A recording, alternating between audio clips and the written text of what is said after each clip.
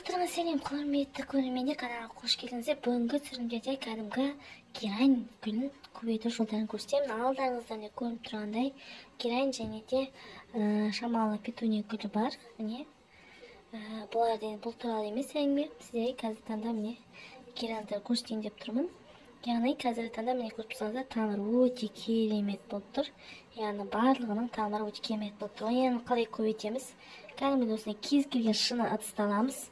Пластмасс ыдыста келмейді, тек қана осы шыны стакан болуы міндетті. Және де суды құйып, кәдімгі осындай мешокпен осылай жағатын боламыз. Яғни бұны жаққан кезде осындай резинка болсын. Осындай резинкамен орап, сіздерге көрсетейін. Менде уже шықты, мен уже отырғызайын деп жатырмыз. Сіздерге бірақ көрсететін боламын. Осылай қойып, барлығын тесіп, осылай салып шығамыз. Яғни полностью, яғни барлығымен кірмеу керек. Осылай жартылай кірген кезде осындай мен өте керемет тамыр болып шығады. Енді мен оны қазіргі таңда отырғызайын деп жатырмын. Ол үшін маған әрине осындай одноразовый стакандар керек болады. Және де қалай істеу керектігін сізге көрсететін боламын.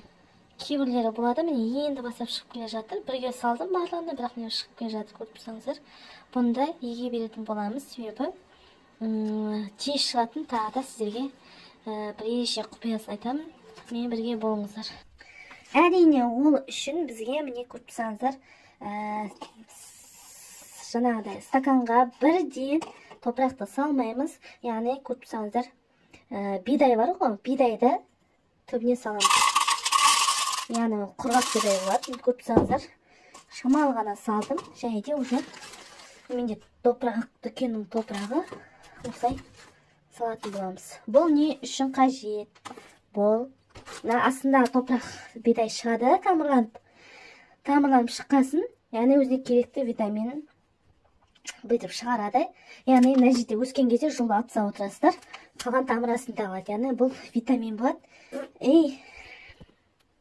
Витамин болады, және де керекті өзінің қорегін алатын болады. Яғни топырағымыз бұл жерде құнарлы болады. Міне осылай топырақты салғаннан кейін геранімізді осылай қойып, көріп тұрсаңыздар, міне осылай топырағымызды саламыз. Топырағым да құнарлы, бірақ сонда да одан да тез керемет болу үшін осылай. Сіздерде егер кәдімгі топырақ болса, осылай істесеңіздер міндетті түрде геранды осылай көбейтіп аласыздар. Міне көрдіңіздер ма? Міне ешқандай қиындығы жоқ. Тамырланып барлығы керемет болған кезде сіздерге көрсететін боламын. Каналға жазуды ұмытпаңыздар, сау болыңыздар.